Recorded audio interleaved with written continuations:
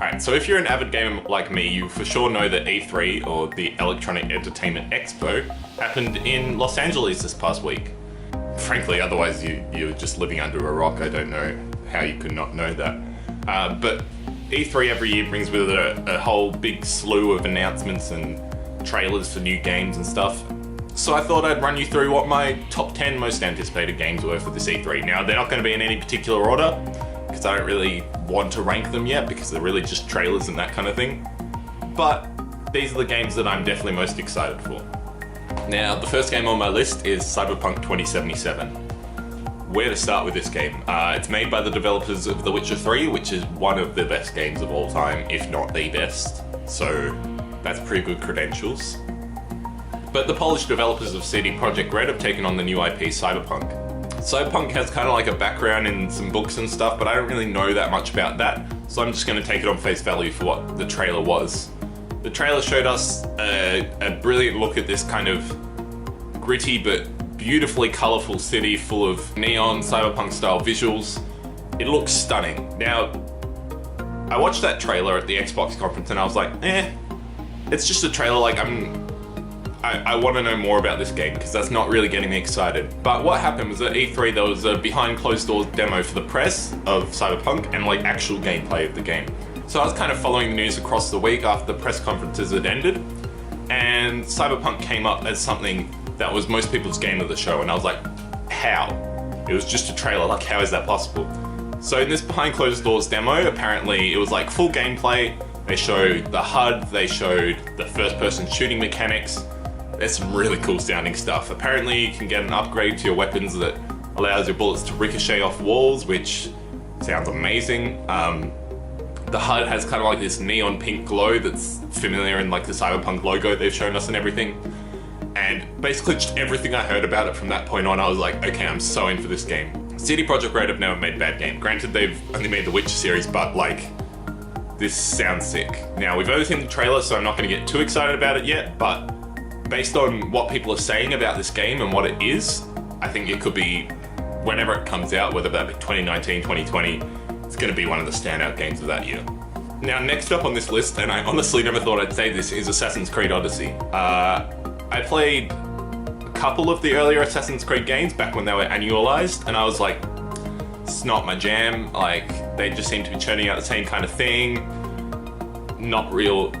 There was never really that much innovation beyond Black Flag and its shit fighting mechanics. So I thought, yeah, I'd take a pass on them. So Assassin's Creed Origins came around last year, and apparently it was a really good game, but I never got around to playing it personally because I just was sick of Assassin's Creed. They took a year's break, I was still sick of it.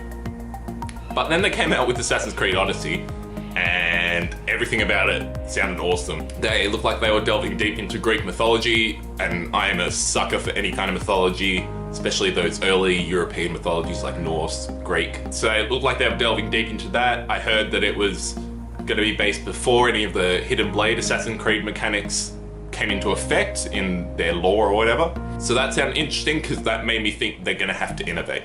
So they released a trailer, they showed some gameplay, and it looks very slick, it looks beautiful. It's like going to be a full RPG as opposed to the past Assassin's Creed games, which have been more action-adventure style games.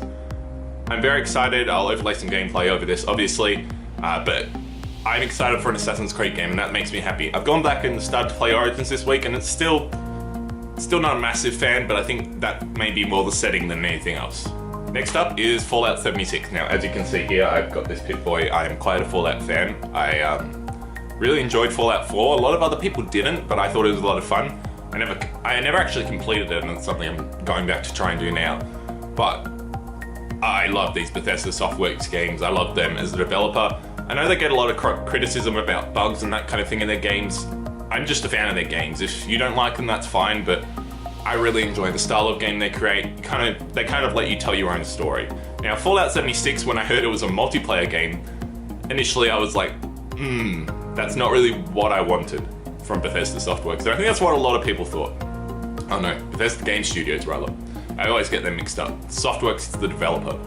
No, Softworks is the publisher.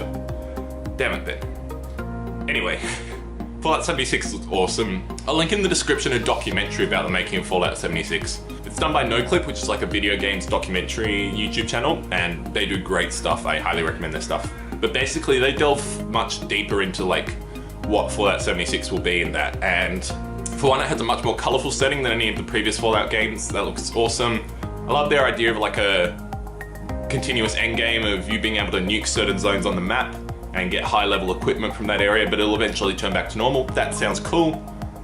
Basically, as long as I can find people to play this with, I'm all in. Fallout 76 looks really interesting. I'm eager to see Bethesda Game Studios take on a multiplayer live service style game. It'll be very, very interesting. I can't wait to see it. November cannot come soon enough. So Doom Eternal, there's not a lot to talk about. They just showed a cinematic trailer of the game. They said it's set on Earth rather than Mars, which is what the previous Doom game was set on. But id Software is the master of first-person shooters, in my opinion, and Doom is just an amazing game. It's a hell of a lot of fun. The locomotion in the game, the movement is awesome.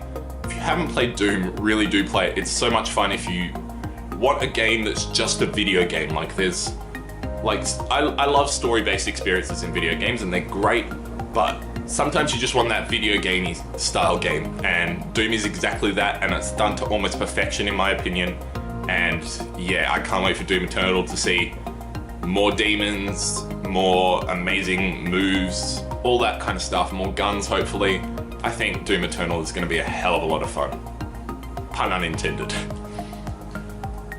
While we're on the topic of id Software, the other game they're releasing at the moment is Rage 2. They're doing this in conjunction with Avalanche Studios, and I think I'm actually really excited for this game. I never played the first Rage, didn't even really know what it was, but Rage 2 looks like a combination of Avalanche's open world, vehicle combat, that kind of thing that they've shown in Just Cause and Mad Max games in the past, and id Software shooting and movement from Doom. And those two as a combination sound like an awesome game. As I said, Doom is a hell of a lot of fun, and I honestly think that Rage could live up to that even more because it's got Avalanche's glorious over-the-top vehicle combat and destruction mechanics that you find in games like Just Cause.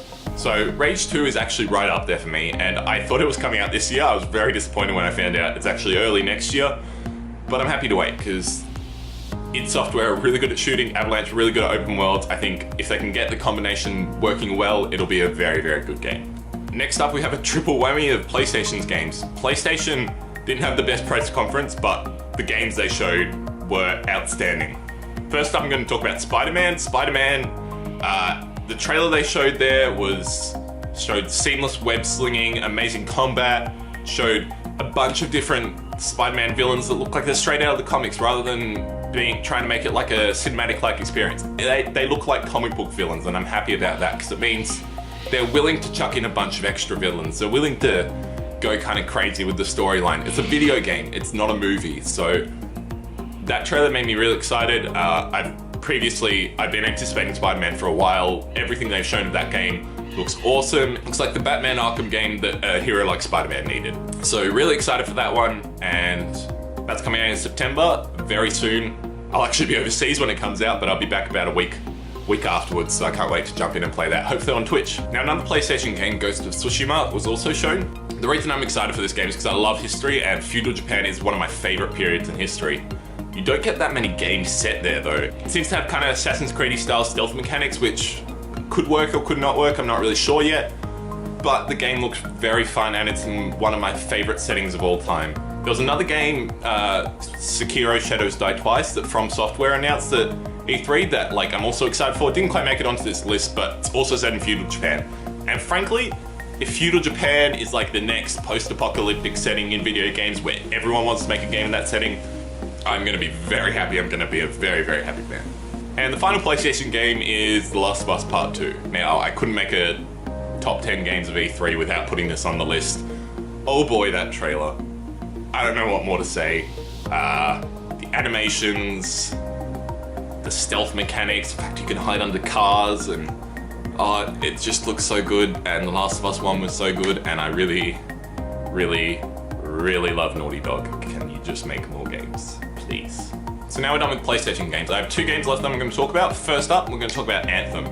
Now, Anthem, they showed it at the EA press conference, and I was kind of 50-50 on it, because the way they presented it made it seem like this game is not close to being finished, and they showed a bunch of concept art around it, and I was like, not the right way to present a game if you want to say that it's coming out March next year. But again, similarly to Cyberpunk, over the course of E3, people got to play it behind closed doors, they got to say a lot more about it, and Anthem sounds possibly like a better Destiny. This is, out of the 10 on this list, this is probably the one where I'm like least excited for it, but it still pips its way into this list because I think the setting is really cool and it's a BioWare game, so if they can merge the story of their past games with this kind of multiplayer live service style game everyone's trying to do, I think it could be an outstanding game really. It's just whether they manage to get that mix right, but I'm still looking forward to it a lot. That's why it's made it onto this list, but I'm a little concerned. Still looks really good. And the final game on this list is Super Smash Bros. Ultimate. Oh boy, that's a way to show a game at E3. Basically at the Nintendo conference slash E3 video thing, they brought on Sakurai, the developer of Smash Brothers, and he was like, alright, we're gonna show you some of the characters from Smash Brothers, and they start showing a compilation of all the characters that are gonna be in the new Smash Brothers, and you go through them, and they start revealing weird ones like Young Link and Solid Snake and Cloud that you didn't really expect to come back for another Smash Brothers game, and you're like, hang on, they're doing all of them, aren't they? When they bring up Snake, they say, everyone is back, and you're like, oh no, that's every character, oh boy, they're doing it. And then they say, yeah, every character is in this Smash, and it's called Smash Bros. Ultimate. All the word coming out of E3 is this is the ultimate Smash Bros. Game. It's got everything, possibly every stage as well as every character. Smash Brothers is just one of the best games to play with a bunch of mates. Yeah, I mean, I don't really need to say any more than Nintendo did. They've got new characters, they've got 2 new characters as well, the Splatoon kids, Squid kids, whatever, and Ridley, I think it's Ridley from Metroid. Anyway, yeah, gonna be a cool game for sure. Anyway, they're the 10 games that I'm most excited for out of E3 this year. I just thought I'd make a video about it because I want to talk about some of these games. Frankly, they look super cool. I know I said games look super cool a lot in this, but that's because video games are freaking cool. Let's be honest. Video games are awesome, and let's celebrate that. Now you can click here for the introductory video to whatever From Nerd to Geek is, and you can click here to subscribe to Esports Declassified, which is the other thing I work on, which more videos will be coming later this week. So please do that. Love you all. Have a lovely, lovely few days. Till I see you next. I love history. These birds, man. These freaking birds.